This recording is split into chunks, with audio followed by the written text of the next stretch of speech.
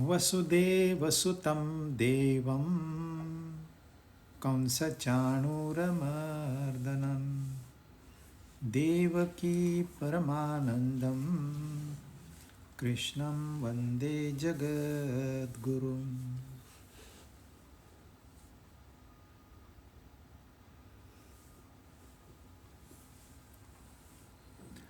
भगवद गीता अध्याय 13 क्षेत्र क्षेत्रज्ञ योग।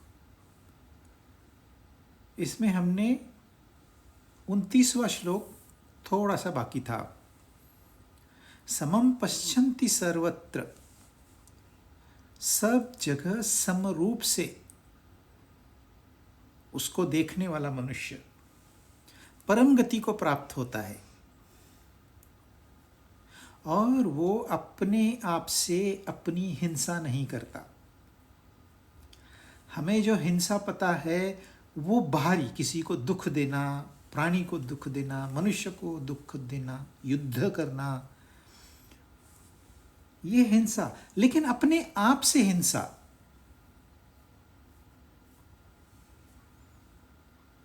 कई लोग उनको सिर्फ बताया जाता है उपवास करो, उपवास करने की उनकी इच्छा है नहीं, पर कंपल्शन किया जाता है।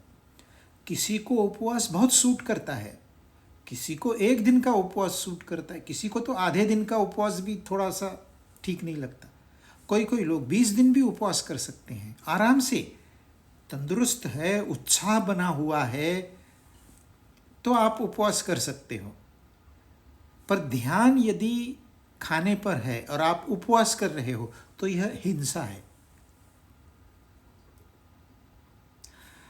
शारीरिक हिंसा है, सर पे खड़े रहना, बैठना ही नहीं सिर्फ खड़े रहना, या जमीन पे रोल होके जाना, अपने आप को टॉर्चर करना, शरीर को खास करके। ये किसकी उपासना है? कहाँ ये उपासना बताई गई है? कीले टोच लेना, कांटों पे सो जाना, ये सिद्धि आप प्राप्त कर सकते हो, पर ये कोई उपासना नहीं है।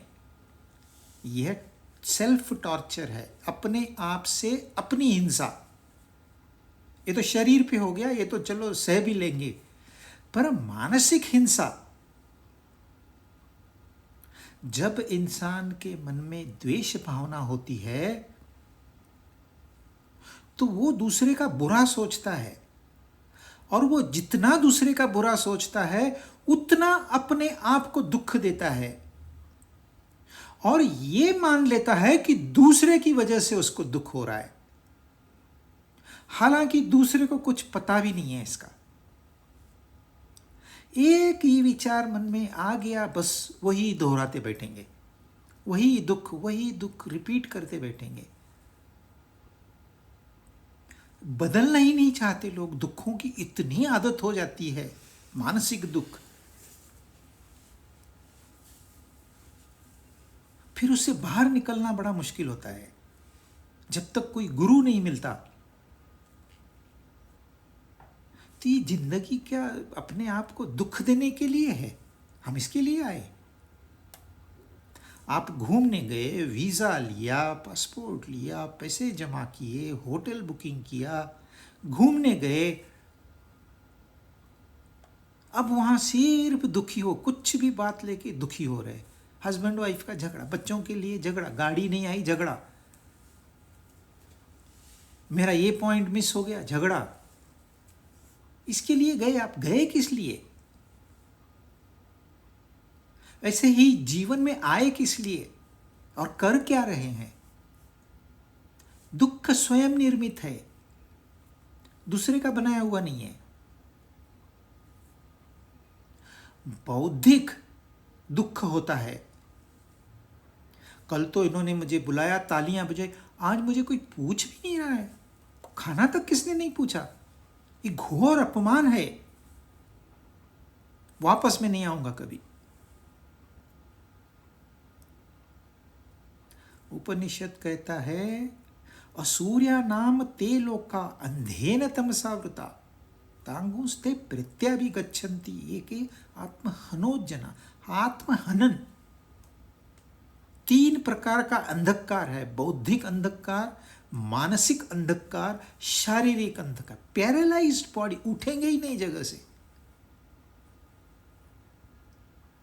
शौक तो बड़े बड़े हैं, क्रिकेट की मैच देखेंगे, पूरे जितने दिन आईपीएल चल रहे क्रिकेट को लगे हुए हैं। बच्चों का बॉल कंपाउंड में आके बच्चे बोलते बॉल फेंको ना अंकल, तू आके लेके जा। शरीर हिलता ही नहीं है। फॉर्मूला 1 रेस देखने जाते हैं, गाड़ी चलाने को मन नहीं करता है। Paralysed body. ये भीष्म के साथ हुआ था। भरी सभा में जब द्रौपदी का चीरहरण हो रहा था, बैठे सुन्न हो गया था। न शरीर काम कर रहा है, न मन काम कर रहा है, न बुद्धि काम कर रही है। इतना महान भीष्म, सारी दुनिया जिसे मानती है। परिस्थिति में रूप क्या होगा पता नहीं। तो ये 3 प्रकार से के अंधकार है। सूर्य, जहां सूर्य नहीं है, तमस, इग्नोरेंस, उसका अंधकार। और अंधा, जैसे धृतराष्ट्र था, जैसे गांधारी थी, मोह में फंसे हुए। ये सारे के सारे हिंसक लोग हैं। और ये हिंसा किसकी करते हैं? अपने आत्मा की। आत्मा को कोई मार नहीं सकता। नहीं नन छिन्दन्ति शस्त्राणि। पर जो आनंद स्वरूपी, जो प्रकाश स्वरूपी आत्मा है, उसे आप जिंदगी भर अंधकार में ढकलने की कोशिश कर रहे हो, कामयाब तो हुए नहीं। क्यों? अज्ञान, सिर्फ अज्ञान। वो कहते हैं जो उसको समस्थिति में देखता है, समरूप से सब में देखता है, ऐसा इंसान अपने आप पे हिंसा नहीं करता, यानी कि अपना आत्महनन नहीं करता। हमको सिर्फ दूसरों की हिंसा मालूम है, उससे कई गुना इफेक्टिव अपने आप पे की गई हिंसा है। 30वां श्लोक।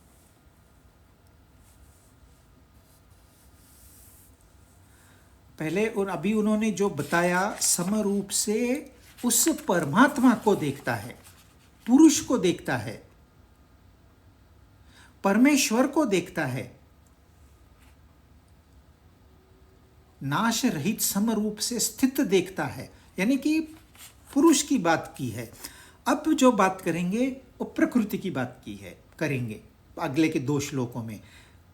पहले क्षेत्रज्ञ की बात की थी, सेम थिंग क्षेत्र के बारे में।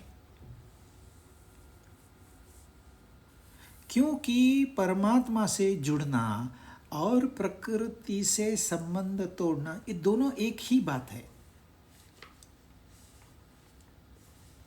या तो आप परमात्मा से जुड़ जाओ या प्रकृति का रूप पहचान लो, जो आपको आसान लगे। तो यहां परमात्मा से जुड़ने के रास्ते बताए। अब प्रकृति से कैसे डील किया जाए। प्रकृत्यैव च कर्माणि क्रियमाणानि सर्वशः यः पश्यति तथात्मानम् अकर्तारं स पश्यति।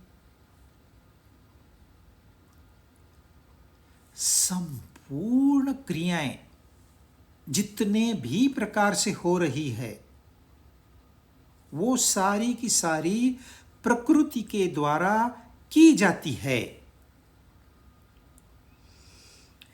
यह जिसने जान लिया, यह सब पश्यति, और अपने आप को अकर्ता देख लिया, उसने देख लिया। समझाएंगे कैसे? इस सारा कार्य प्रकृति का है, मैं कुछ नहीं करता इसमें।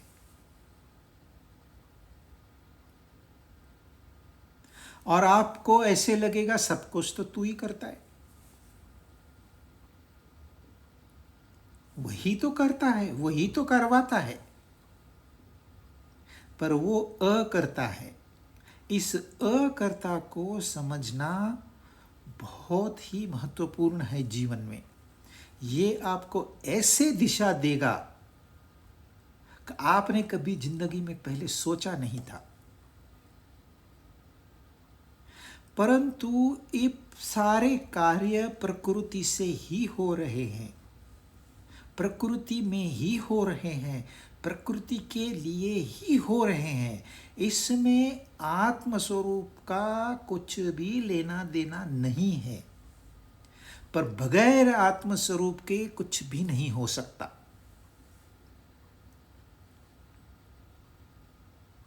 ये सिर्फ उदाहरण से ही हम समझ सकते हैं। उदाहरण आपने समझ लेना है, फिर इसको एक्स्ट्रापोलेट करना है, उसको विस्तार करना है उसका, तो बात समझ में आएगी। जैसे एक सूरज है और इस धरती पे हमारा जीवन है। इस धरती पे जो भी जीवन है हमारा, किसी भी प्राणी का, किसी भी जीव का, किसी भी व्यक्ति का, सूर्य के बगैर मुमकिन नहीं है।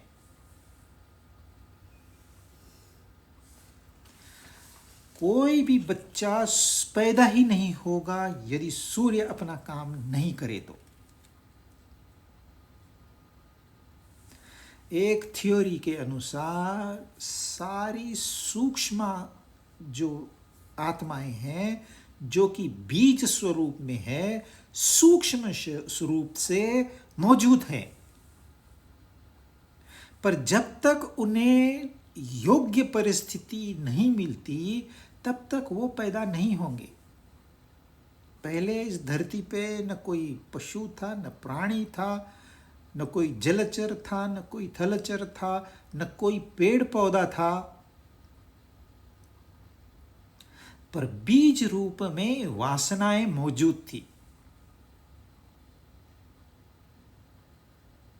अब सूर्य ने क्या किया? पानी को गर्म किया, समुद्र के पानी को बादल बनाया, बादल बना के हवा के माध्यम से उस बादल को चोटी पे लेके गया, प्लेन्स है वहां लेके आया, फिर बारिश की बूंदों के साथ में वह सूक्ष्म बीज धरती में बोया, फिर धरती माँ ने उसका पालन पोषण किया। माँ पालन पोषण करती है, बीज माँ का नहीं होता है, बीज वो देता है, बीज देने वाला वो है। उसने उस बारिश के माध्यम से अन्न में मनुष्य का बीज डाल दिया और वनस्पति का बीज डाल दिया।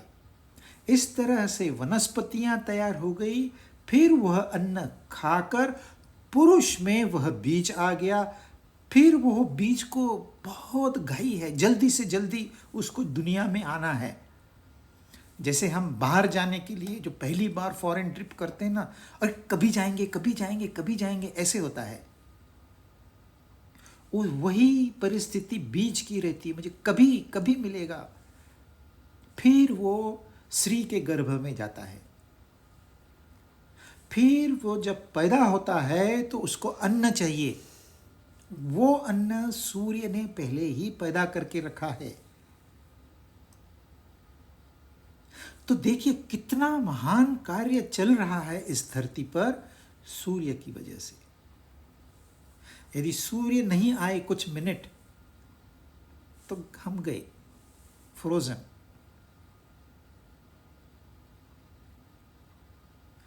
पर देखिए, सूर्य को आप बोलोगे कि आपका धन्यवाद, आपकी वजह से मैं हूं, सूर्य ऐसे देखेगा जैसे कौन है भैया, काय का धन्यवाद,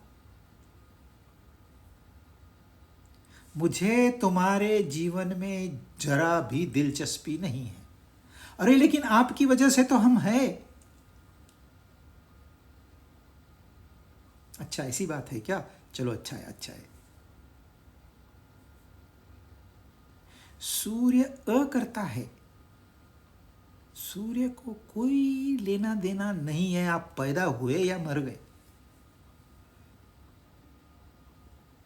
डेड बॉडी को जलाने के लिए जो लकड़ी रहती है उसमें जो हीट भर के रखी है, ऊर्जा भर के, सूर्य ने ही तो भर के रखी है।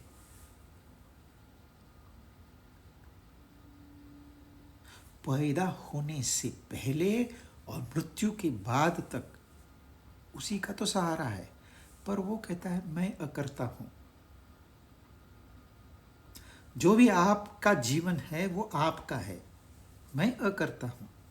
पर उसके बगैर जो हमारा बॉडी का टेम्परेचर है, ये अगर बढ़ गया 2 डिग्री या कम हो गया तो हैवॉक हो जाता है, पूरा परिवार हिल जाता है। और जब शरीर ठंडा पड़ गया मतलब क्या हुआ, सूर्य ने अपनी ऊर्जा निकाल ली वहां से।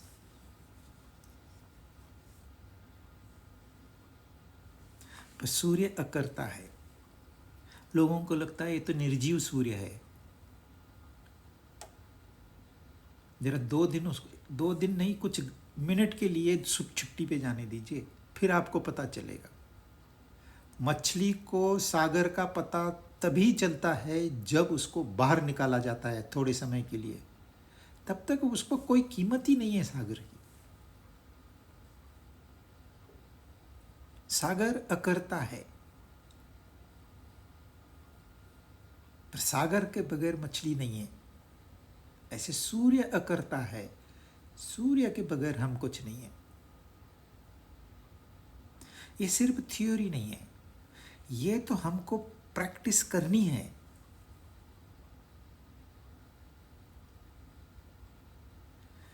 देखिए मैंने कपड़े पहने हुए हैं और ऐसे कपड़े पहनते हैं जिससे दूसरे को प्रसन्नता हो। नहीं तो बाल बिखरे पड़े हैं, पसीना पसीना चेहरा, धूल से ढका हुआ चेहरा है, फटे पुराने कैसे भी कपड़े हैं। समाज ने कुछ नियम बनाए हैं, आप पुरुष ने बाल काटने हैं, स्त्री ने बाल नहीं काटने। ये सामाजिक व्यवस्था है। ये कोई परमात्मा की व्यवस्था नहीं है। पुरुष ने कुछ पेस्टल कलर ही यूज करने हैं, अगर सफेद ही यूज करे तो बहुत अच्छा, और बाकी सारे रंग स्त्रियों को दे दिए हैं, क्योंकि स्त्री प्रकृति का प्रतीक है, पुरुष का प्रतीक है। पुरुष व्हाइट होता है, स्त्री रंगी बिरंगी। प्रकृति देखिए आप, रंग बिरंगी प्रकृति है, कितने तरह के रंग है इस प्रकृति में। रोज आसमान का रंग दूसरा होता है, रोज। इसलिए स्त्रियां भी रोज नए नए कपड़े पहनती है। वो समाज ने अभ्यास करके उनको दिया हुआ है। यदि कोई पुरुष स्त्री के रंग के कपड़े पहन के चले तो समाज उसको स्वीकार नहीं करता, बोलते जा चेंज करके आ।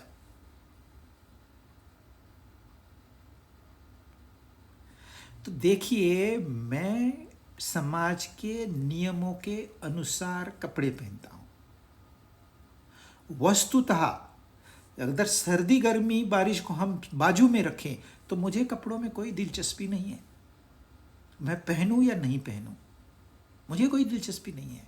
मैं बाल काटूं या नहीं काटूं मुझे कोई दिलचस्पी नहीं है। परंतु समाज का नियम है, तो समाज में अगर मुझे रहना है तो समाज का नियम मुझे पालना पड़ेगा। अगर कोई समाज है जिसमें कपड़े पहनने ही नहीं है तो वहां नहीं पहनना योग्य है, वहां पहन के जाने वाला और है। तो ये सब मेरा जो व्यवहार हो रहा है ये समाज के कारण हो रहा है, यह सब समाज मुझसे करवा रहा है, मैं अकर्ता हूं।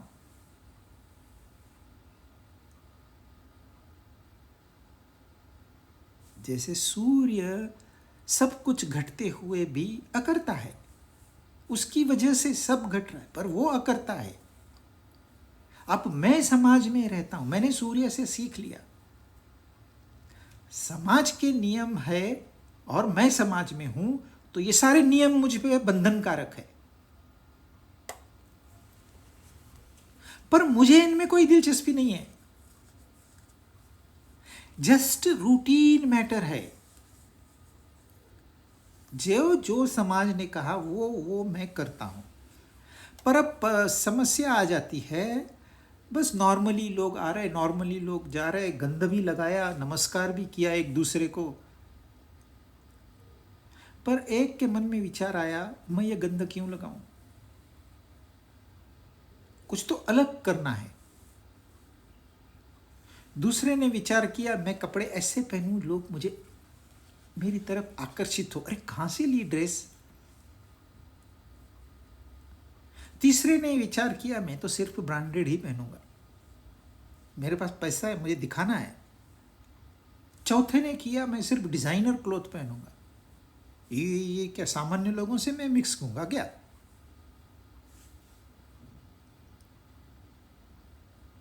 अब इन सारे विचारों की वजह से वो जो अकर्ता था कर्ता बन गया।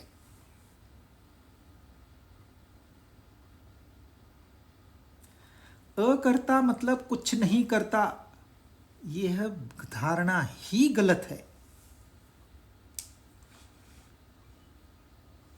अकर्ता सब कुछ करता है, पर उसे कोई कामना पुश नहीं करती कि तू ये कर। जहां जाएगा, अगर वो रोम में जाएगा तो रोमन जैसे रहेगा, जापान में जाएगा जापानीज लोगों जैसे रहेगा, जंगल में जाएगा जंगली लोगों के साथ में रहेगा, उनके जैसे रहेगा। वो अकर्ता है, पर कर्ता सब कुछ है। देखिए, जो अकर्ता होता है वो कर्ता सब कुछ है, करना पहले है, पर उसके मन में कोई विचार, कोई इच्छा, कोई फोर्स उसको नहीं ढकेल रहा है कि तू ये कर। उसे पता है समाज के नियम मुझे लागू है, जैसे समाज करेगा वैसे मैं करूँ। एक देश में जाएगा, राइट हैंड साइड से चलाना है, वो तो राइट हैंड साइड से गाड़ी चलाएगा। दूसरे देश में गया, लेफ्ट हैंड साइड से चलाना है, वहाँ वो लेफ्ट हैंड साइड से, पर उसे राइट हैंड लेफ्ट हैंड में कोई दिलचस्पी नहीं है। ऐसे ही मैं इस धरती पे पैदा हुआ हूं, तो यहां के प्रकृति के सारे नियम मुझे लागू है।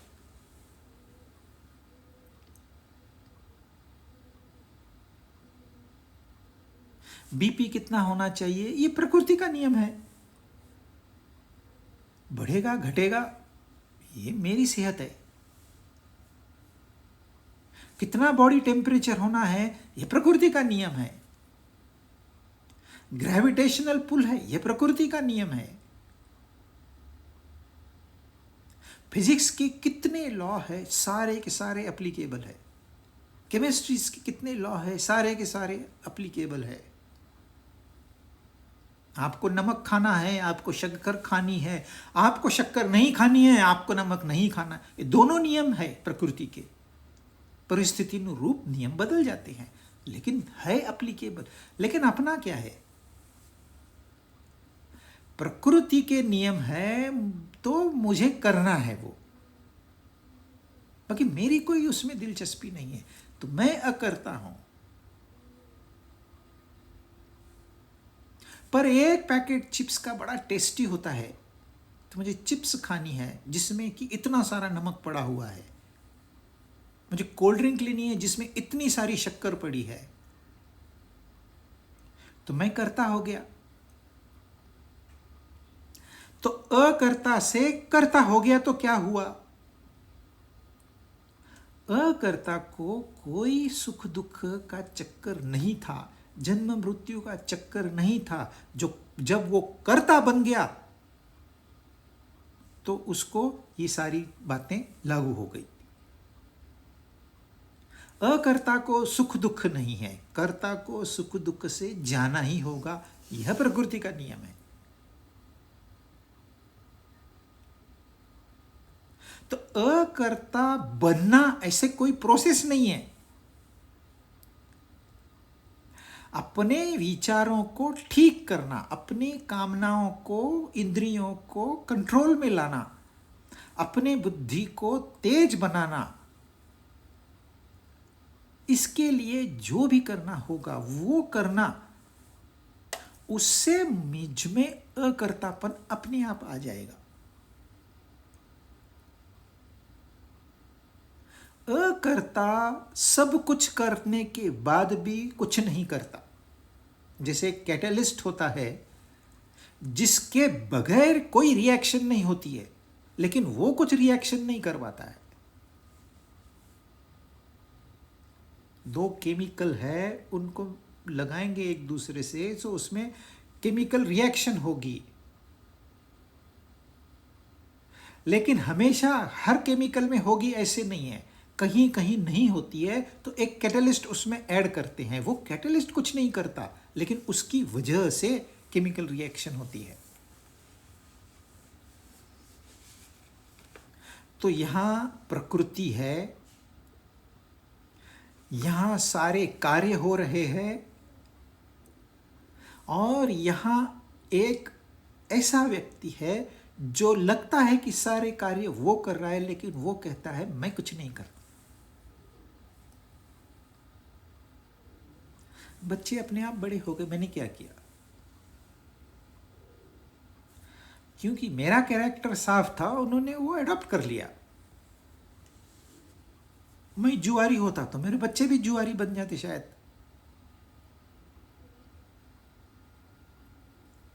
पर मैंने किया, मैंने बच्चों को सिखाया, मैंने इतनी मेहनत की, मैंने उनकी पढ़ाई की। फीस कितनी थी पता है? जो करता हुआ वो दुख भोगेगा, जो अकर्ता बन के रहेगा वो आनंद मगन रहेगा।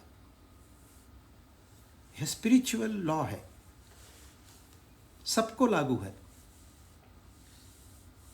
जिसने इसको पहचान लिया उसने पहचान लिया, उसको दूसरा कुछ उपाय नहीं है। ये इंसान सुखी क्यों है जीवन में?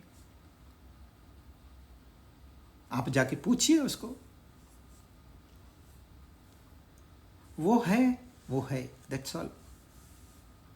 आप भी पोटेंशियली है,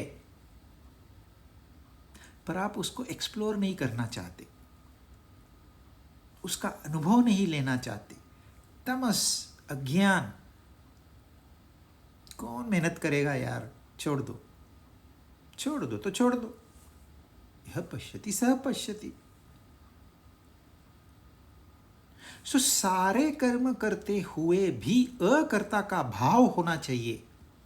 हमारे संसार में सारा उल्टा है, कुछ नहीं करते भाव लेकिन कर्ता का है, मैंने किया। सारा उल्टा। लोग पूछते हैं दुख क्यों है संसार में? यह एक कारण है, आपने अकर्ता बनना था, आप कर्ता बन गए, दैट्स ऑल।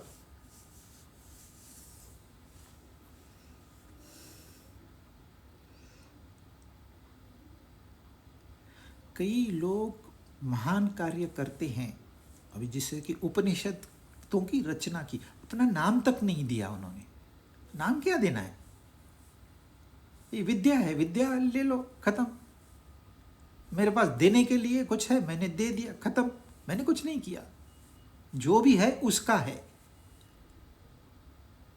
जो भी करवाया उसने करवाया, मैंने कुछ नहीं किया। इसको प्रैक्टिस करना है।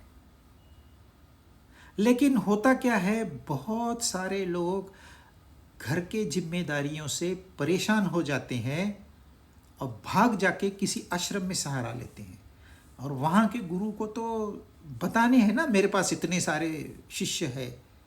नहीं बताएंगे, शिष्य नहीं बताएंगे तो डोनेशन कौन देगा?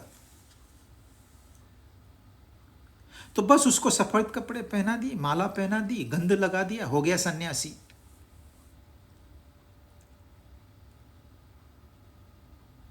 ऐसे कोई सन्यासी नहीं बनता, ऐसे कोई अकर्ता नहीं बनता। लेकिन क्या होता है, उसने कुछ तो अलग किया ना। सारे लोग थोड़ी अपने ड्रेस छोड़ के यूनिफॉर्म पहनेंगे 24 घंटे। तो इसने कुछ तो अलग किया, इसलिए लोग उनको मानते हैं। तो जब लोग मानते हैं तो शर्म की वजह से उनको कुछ न कुछ पढ़ के बताना भी होता है, नहीं तो भोजन कौन देगा? परंतु एक आदमी है, पूरा संसार कर रहा है, उसका परिवार है, उसका घर है, उसका ऑफिस है, सब कुछ है, पर मन में उसका भाव जो है, मैं अकर्ता हूं, कर्ता करना कराने वाला वो है, मैं नहीं। जो दिखने में सन्यासी है वो तो भागा हुआ है, वो भगोड़ा है, उसको जिम्मेदारी नहीं चाहिए पर सुख चाहिए। जिम्मेदारी से तो वो भाग गया, पर वो जो मन में जो कल्पना थी मुझे सुख चाहिए, वो तो बाकी है, वो गई नहीं। अब उसने उसको सिर्फ दबा के रखा है, नहीं मैं देखूंगा नहीं, नहीं मैं सुनूंगा नहीं, सिर्फ खाऊंगा। उसने दबा के रखा है अपनी इच्छाओं को। दिखने में सन्यासी है पर वो सन्यासी नहीं है, वो अकर्ता नहीं है। पर सब कुछ करते हुए वो कभी कुछ नहीं कहता कि मैंने ये किया, मैंने वो किया, कभी उसके मुंह से मैं निकलेगा ही नहीं, वो सन्यासी है।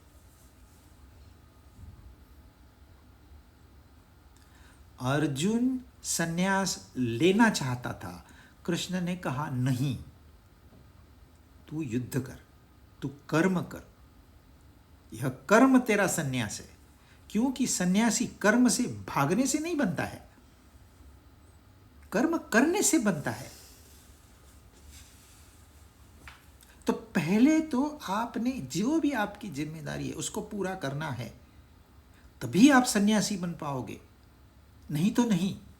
तो यह अकर्ता का भाव है जिसको हमने डेवलप करना है। और जब तक हम उस परम जो भी है उसको जब तक हम नहीं जानेंगे, खाली अंधविश्वास नहीं, जानना है, तत्वतः जानना है, तो ये अकर्ता भाव अपने आप आ जाएगा। अकर्ता भाव आना का मतलब है इस संसार में रहते हुए इस संसार से अलग। जैसे कमल का फूल कीचड़ में रहते हुए भी कीचड़ से अलग। कीचड़ में कोई जाएगा नहीं, लेकिन कमल का फूल तो सौंदर्य है, तो उसका जीवन ऐसे सुंदर हो जाता है। तो अकर्ता बनना मतलब अपने जीवन को सुंदर बनाना, ताकि लोग आपको पूछे, हमें भी सिखाइए ना। आप जाके जबरदस्ती लोगों को सिखाओगे तो कोई सीखने वाला नहीं है। तो जिसने अपने आप को अकर्ता देख लिया, उसने सब कुछ देख लिया। और बोर नहीं हुआ है, अरे क्या है संसार में, ये तो दुख का सागर है, ये तो ड्रग्स है, इसको क्यों टेस्ट करना, इसमें क्यों जाना। ये आदमी के मन से कामना गई नहीं है, कामना है, लेकिन उसने जिम्मेदारी से पीठ मोड़ ली है। वो छाती पे गोली खाना नहीं चाहता, पीठ पे गोली खाने को तैयार है। वो भगौड़ा है, वो करता है, नहीं करता कुछ भी पर है करता। और यहां सब कुछ करते हुए भी वो अकर्ता है। तो अकर्ता को सुंदरता प्राप्त होगी। इसी का विस्तार आगे के श्लोक में है। 31 यदा भूत पृथक भावम एकस्थम अनुपश्यति तत एव च विस्तारम ब्रह्म संपद्यते तदा। जब और तब, ये वाक्य रचना गीता में अनेक जगह पे आई है। जब सारे भाव, सारे प्राणियों के सारे भाव, जैसे प्रेम हो गया, करुणा हो गई, नफरत हो गई, गुस्सा हो गया, राग द्वेष हो गया, ये सारे भाव ये प्रकृति में स्थित है। जैसे उन्होंने क्या कहा था, सारे कर्म ये प्रकृति के द्वारा किए जाते हैं। वैसे यहाँ कह रहे सारे भाव प्रकृति में स्थित है और वहीं से इनका विस्तार हो रहा है। ऐसा जो देखता है वो ब्रह्म को प्राप्त हो जाता है। जो कर्म के बारे में बताया वो अब भाव के बारे में बता रहे हैं। यह विषय है ज्ञान का।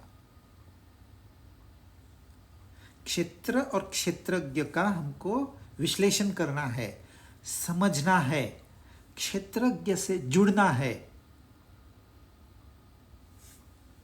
और फिर इसी क्षेत्र में क्षेत्रज्ञ बन के रहना है। क्षेत्रज्ञ बनने से क्षेत्र नहीं छूटता। फिजिकली रहना, ये शरीर क्षेत्र का ही हिस्सा है, क्षेत्र में ही रहेगा। मन क्षेत्र का है, क्षेत्र में ही रहेगा। बुद्धि क्षेत्र की है, क्षेत्र में ही रहेगी। पर जो स्वयं है वो परमात्मा का है। दो विभाग अलग अलग है, दोनों मिक्स नहीं होते, परंतु मान्यता होती है कि मैं हो गया। बहुत लोगों को अभी भी समझ में नहीं आता, दरअसल मैं शरीर नहीं हूं, पर वो मानते ही नहीं है, बोलते नहीं शरीर ही मैं हूं। गीता के अभ्यासक जो है, मैं उनकी बात कर रहा हूं। बाकी लोगों को हम तो दोष नहीं दे सकते, उनको किसी ने सिखाया ही नहीं, बताया ही नहीं। पर जिन्होंने पढ़ा है भगवत, वो भी ये मानते कि शरीर में ही हूं। शरीर क्षेत्र का हिस्सा है, प्रकृति का हिस्सा है, इसलिए वो प्रकृति चाहता है। आंख को रंग रूप चाहिए या तो फिर बंद होना, दोनों में से एक।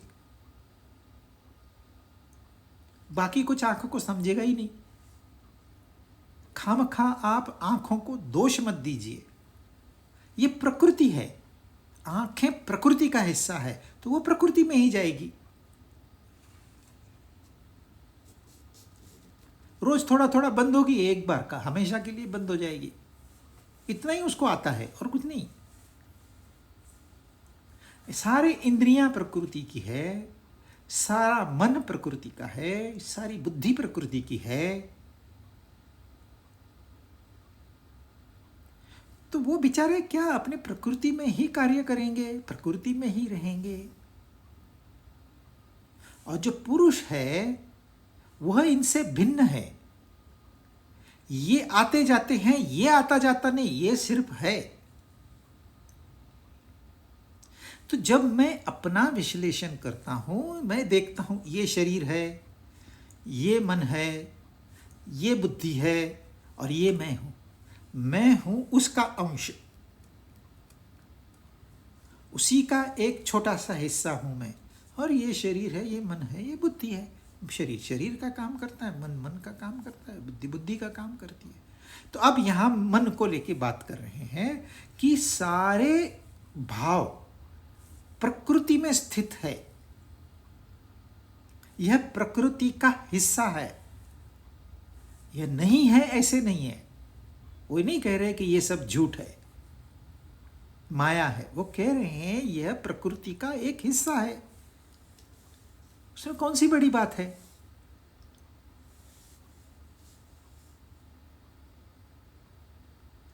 और वहीं से सारा विस्तार होता है। एक विचार से यह सारा विश्व निर्माण हो गया। मैं जो कहता हूँ ये मेरा बिजनेस है, ये मैं इस शहर में रहता हूँ, ये मेरा परिवार है, मैं यहाँ आता हूँ, मैं वहाँ जाता हूँ, इसके पीछे सिर्फ एक विचार है। उस एक विचार से यह सारी निर्मिति हो गई। और यदि मुझे पीछे जाना है तो धीरे धीरे धीरे धीरे करके उस एक विचार तक आना होगा और उस एक विचार भी त्याग हो, ऐसी व्यवस्था करनी होगी। सब कुछ अपनी जगह पे रहेगा। आज जो मैंने मान लिया है यह मेरा विश्व है, यह मैं हूं इस विश्व में, वो मान्यता छूट जाएगी और कुछ नहीं होगा।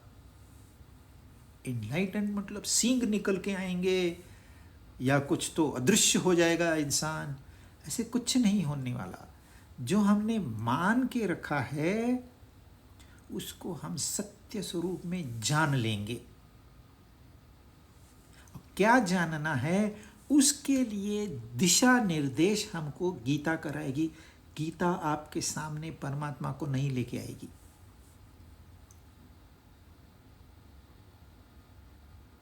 तो उन्होंने दिशा निर्देश किया है, उस दिशा से हमने अपने आप को मोड़ना है। तो एक ही उस प्रकृति का ये सारा विस्तार है। जो भी आप कल्पना कर सकते हो वो सब।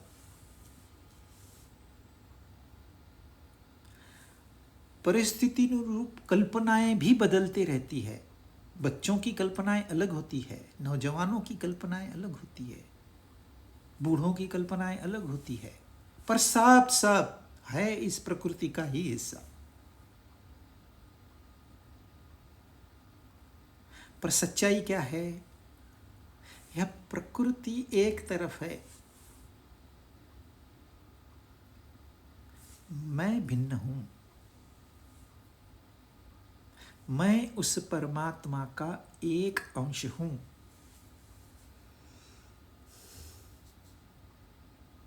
इसके लिए इस नींद से जागना होगा। अब तुलनात्मक तरीके से ही हमको समझाया जा सकता है, क्योंकि यह ज्ञान डायरेक्टली नहीं दिया जा सकता, तो इनडायरेक्टली देने की सिर्फ व्यवस्था है।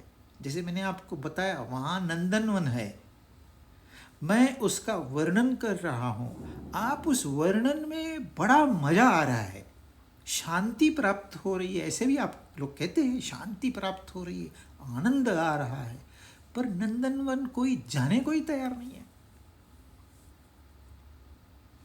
जो नहीं जाएगा वो नहीं देखेगा, सीधी बात है। जो मेहनत करके जाएगा उसे वो अनुभव होगा। हाँ, वो आके बताएगा, क्योंकि वहां जाने के बाद वो गुरु बन गया।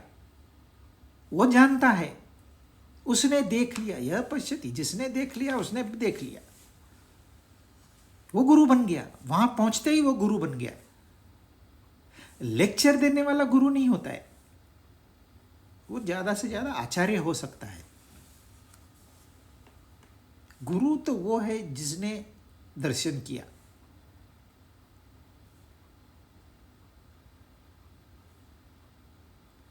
तो ब्रह्म को प्राप्त होता है मतलब वो दर्शन करता है जाके, नंदन मन में खुद जाके। है कि नहीं? गुरु ने बताया है, हाँ बाबा स्वीकार करो, गुरु है ना, स्वीकार करो। नहीं नहीं नहीं, वो बोलता मैं खुद देखूंगा, मैं खुद उसका अनुभव लूंगा। जो खुद अनुभव लेता है वो ब्रह्म को प्राप्त होता है। ब्रह्म क्या है?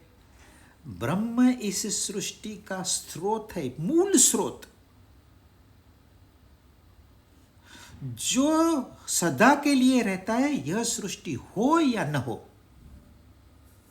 जब यह जगत नहीं था तो भी वो था, जगत है तो भी है। हालांकि पूरा जगत वही तो है। ये जगत नहीं रहेगा मतलब हम नहीं रहेंगे, तो भी वो रहेगा। जब तक आपने देखा नहीं तो सामने कुछ नहीं है। और यह जो ब्रह्म है, यह बृहत है, इतना है, वो हमेशा बढ़ते ही रहता है, कभी घटता नहीं, वो बढ़ते ही रहेगा। वो बोलते हैं यूनिवर्स इज एक्सपांडिंग। साइंस कहता है कि यूनिवर्स इज एक्सपांडिंग। मतलब आपने कल्पना कर ली, हमारी कल्पना कितनी है, चांद तक या मंगल तक। साइंटिस्ट जो है, जो इसमें दूरबीन लेके 24 घंटे बैठे रहते हैं, बड़ी बड़ी दूरबीनें रहती है, उनकी कल्पना कहाँ तक जाएगी? ब्लैक होल तक जाएगी। वो गैलेक्सी 400 ट्रिलियन गैलेक्सीज है, वो कहते हैं। फिर वो भी तो मर्यादित है, ब्रह्म उससे भी विस्तारित है, और जहां तक आप कल्पना लेके जाओगे ब्रह्म उससे आगे है, वो विस्तारशील है। अगर आपकी विचार शक्ति एक अंडे तक ही सीमित है तो ब्रह्म भी एक अंडे तक, वो क्यों विस्तार होगा, वो तो भी उतना ही है। पर आपने अपना अंडा बड़ा बना लिया तो ब्रह्म उससे भी बड़ा हो गया। वो विस्तारशील है, वो बृहत है, वो अनंत है। हाँ, और ये सृष्टि जो है ये तो मर्यादित है। जब तक आपकी आंख खुली है आप देख सकते हो, आंख बंद देखना बंद, अंधकार हो गया। ये मर्यादित है। तो मर्यादित से हमें अमर्यादित का पता नहीं चल सकता, इसलिए ब्रह्म को कोई नहीं जान सकता, वो जानने वाली वस्तु नहीं है। मैंने आपको कितना भी अच्छा वर्णन किया उस नंदनवन का, तो आप सिर्फ कल्पना ही कर पाओगे, अनुभव नहीं प्राप्त होगा मेरे कहने से। तो कोई गुरु आपको अनुभव नहीं करवा सकता, वो सिर्फ दिशा दे सकता है। यदि आप गुरु को मानते हो तो उसने जो कहा है उस राह पर निकल पड़ो, अन्यथा आप गुरु को नहीं मानते। बड़े बड़े आश्रमों में बड़े बड़े इंटेलेक्चुअल्स बड़ी बड़ी चर्चाएं करते हैं, और उसमें बाहर से हाईली क्वालिफाइड लोग आते हैं। थोड़ा कुछ हुआ नहीं, sir I have a question, थोड़ा कुछ हुआ नहीं, sir I have a question. इतने वो हीरो बन जाते हैं, हीरोइन बन जाती है वो लड़की जो पूछती है इतने सारे सवाल। अरे तेरे को इतने सवाल आते कहाँ से है, दूसरा काम ही नहीं करती। इस सवाल इसलिए नहीं पूछती कि वो ब्राइट है, नहीं, वो अंधश्रद्धा साथ में लेके आई है, इसलिए श्रद्धा नहीं है उसकी, वो स्वीकार नहीं करती। गुरु ने बताया नंदनवन है, जाइए वहां, वो स्वीकार नहीं करती। वो प्रश्न आपको कैसे पता, भाई मैं जाके आया हूं, क्या प्रूफ है आप जाके आए हैं? क्या हम इंटेलेक्चुअल लोग हैं, हमको इंटेलेक्चुअली समझाइए, हम ऐसी बात नहीं मानेंगे। तो फिर गुरु भी इंटेलेक्चुअली उनको समझाते हैं, यदि उनको उन्होंने दर्शन किया है तो। पर आपका विश्वास ही नहीं है तो गुरु कितना भी कुछ भी कहे, श्रद्धा ही नहीं है। तो लोग बोलते हैं हम तो गुरु को मानते हैं, हम उनके चरण धो के पानी पीते हैं। ये मानना नहीं है, ये आप अपने आप को फंसा रहे हो। जब उन्होंने कह दिया तत्त्वमसि, आपने उसको स्वीकार किया। सच्चा शिष्य वो होता है चुप बैठता है, एक सवाल नहीं पूछेगा, जो गुरु ने बताया उसके ऊपर मनन चिंतन करेगा, और अपने आप से उसे ज्ञान होगा, अनुभव होगा तो वो स्वीकार करेगा, नहीं तो अस्वीकार करेगा। गुरु कितना भी महान होने दीजिए, अंधश्रद्धा नहीं है उसके अंदर, पर श्रद्धा है। उसने सुन लिया, फिर उसके ऊपर वो विचार करेगा। जब तक वह ज्ञान अपना नहीं हो जाता। और बुद्ध कितने महान थे, महावीर कितने महान थे, राम कृष्ण कितने, हम कितने महान बन सकते हैं? वो बन गए ना, वो अपने बल पर बन गए, और हमें भी अपने बल पर ही बनना है। तब वो ब्रह्म को प्राप्त होता है। जो अपने बल पर प्राप्त कर लेता है, देखिए ये जो आनंद यदि बाजार में मिलता तो ये जीवन का कोई मतलब ही नहीं था। सादा धन भी बाजार में नहीं मिलता, उसके लिए भी दिन रात मेहनत करनी पड़ती है, दिमाग चलाना पड़ता है। धन छोटी सी बात है, निर्जीव वस्तुओं के प्राप्त करने के लिए भी इतनी मेहनत करनी पड़ती है। कहाँ ब्रह्म, कहाँ ये धन?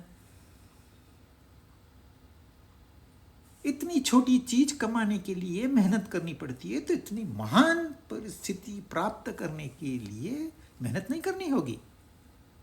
और जो मेहनत से कमाएगा उसे कीमत है, जिसे को मुफ्त में मिलता है ना उसको कीमत नहीं है।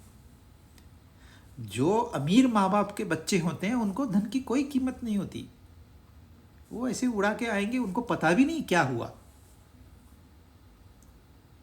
तो यह प्राप्त हो जाता है, मतलब ऐसे नहीं प्राप्त हो जाता है जैसे हम लोग समझते हैं। उस प्राप्ति के लिए कुर्बानी देनी होती है। इस सारा संसार छोड़ देना होता है, शरीर भी छोड़ देना होता है। कबीर कहते हैं शीस उतारे भुई धरे।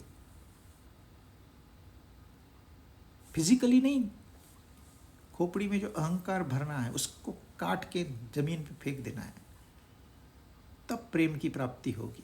तो ब्रह्म को वो तो कहते हैं विस्तार जो जानता है वो ब्रह्म को प्राप्त होता है। हम सपने में चले जाते हैं, कभी आंख खुली होती है तो सपने में चले जाते हैं, कभी आंख बंद होती है तो सपने में चले जाते हैं। अब आप आंख बंद करके सो गए, सपना में आ गया, आप ताज पैलेस होटल में हो, चलो कॉफ़ी शॉप में कॉफ़ी पीते हैं। आप आ गए कॉफ़ी शॉप में ऐसे हिलते डुलते स्टाइल में, अचानक टेररिस्ट आ गए, आतंकवादी आ गए, उनके पास AK-47 है, धड़ धड़ धड़ धड़ धड़ शुरू कर दिया। आपने कैसे छुपने की कोशिश की, फिर भी एक गोली लग गई। जैसे ही एक गोली लग गई दर्द हुआ, खटाक करके नींद खुल गई। नींद खुलते ही आपको अरे ये सपना था, सपना था, यह जस्ट आपको पता चला और कितना बड़ा रिलीफ मिल गया, आपको आनंद प्राप्त हो गया। वह जो आनंद है वही ब्रह्म का रूप है। अब वही आनंद यह जो सपना चल रहा है इससे छुटकारा पाने के बाद मिलेगा। जितनी कीमत सपने की थी आनंद भी उसी कीमत का मिला आपको।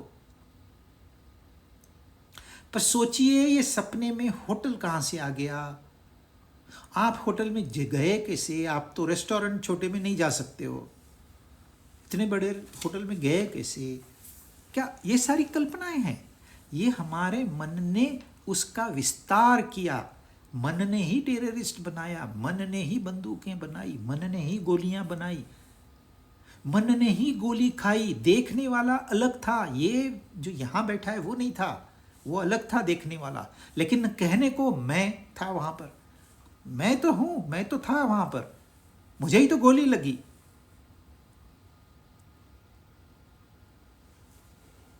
पर जिस कीमत का वो सपना था उस कीमत का आनंद मिला, आपको रिलीफ मिला।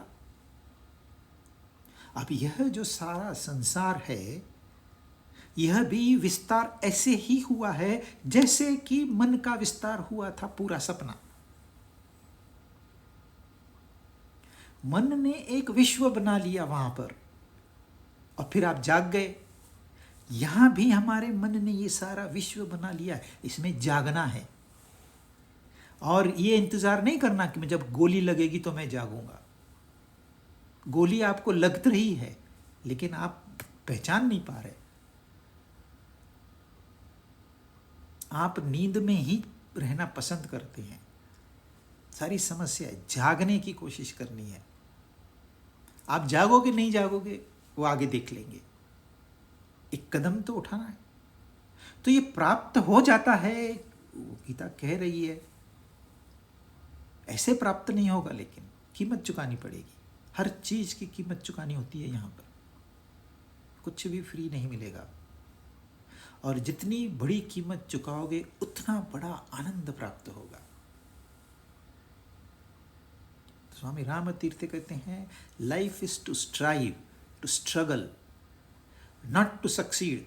जीवन का मकसद खाली सक्सेस नहीं होता है, बस आपको लगे रहना है, दैट्स ऑल, डटे रहना है, अपना ध्येय और ध्येय के प्रति डटे रहना, दैट्स ऑल।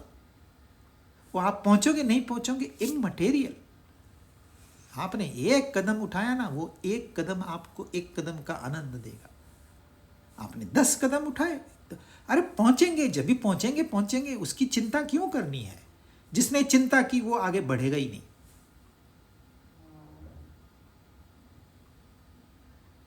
तो अलग अलग भावों को एक ही प्रकृति में दिखना है। अननेसेसरीली गुस्सा गुस्सा गुस्सा, छोटी छोटी बात पर गुस्सा,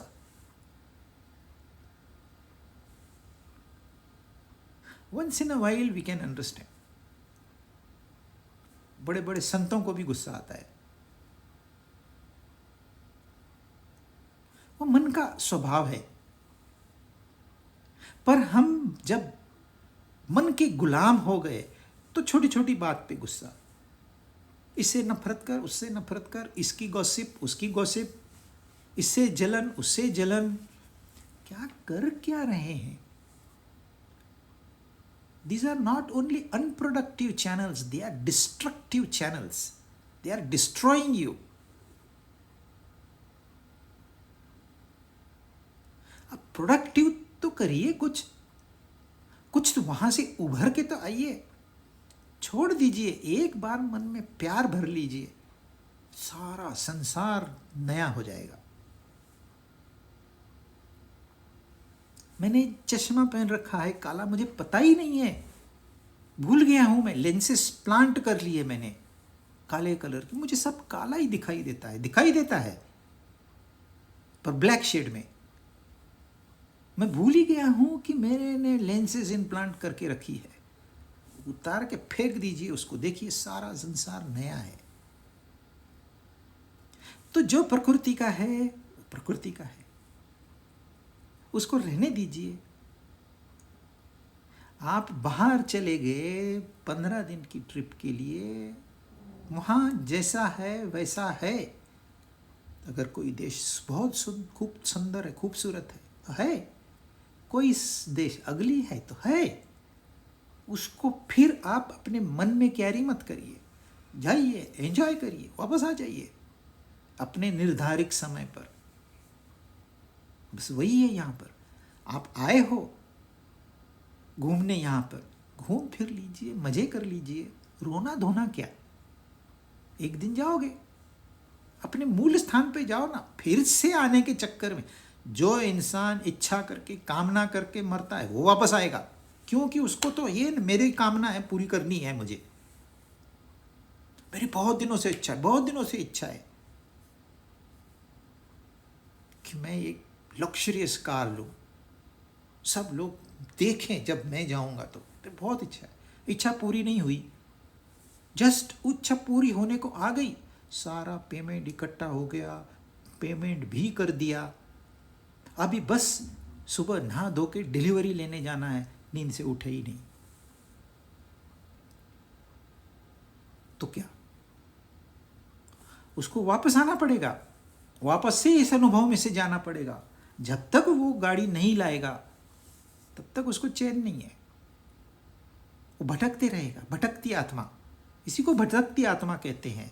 खाली इच्छा करनी है, इच्छा करनी है, इच्छा करनी है। अरे एक बार पूरा करके खत्म कर दो ना। रोज नई इच्छा, रोज नई कामना, रोज नई कामिनी। एक बार इस सब्जेक्ट को खत्म कर दो, यू आर फ्री। उसको कहते हैं ब्रह्म की प्राप्ति। ब्रह्म की प्राप्ति जैसे दूसरी वस्तुओं की प्राप्ति वैसे नहीं है, क्योंकि सब कुछ है हमारे पास। हमने झूठ मूठ मान लिया है, उस मान्यता से छुटकारा, यानी कि ब्रह्म की प्राप्ति। क्योंकि जो है उसकी क्या प्राप्ति करनी है? जो प्राप्त है उसकी प्राप्ति करनी है। हम लोग क्या करते हैं, जो अप्राप्त है उसकी प्राप्ति के पीछे दौड़ते हैं। वो संसार है, इसलिए संसार में दुख है। वो कहते हैं भाई छुटकारा पालो, मौज में रहो, that's all, be cheerful, be happy. इतना ही ये श्लोक कह रहा है। आज इतना ही, बाकी आगे देखेंगे।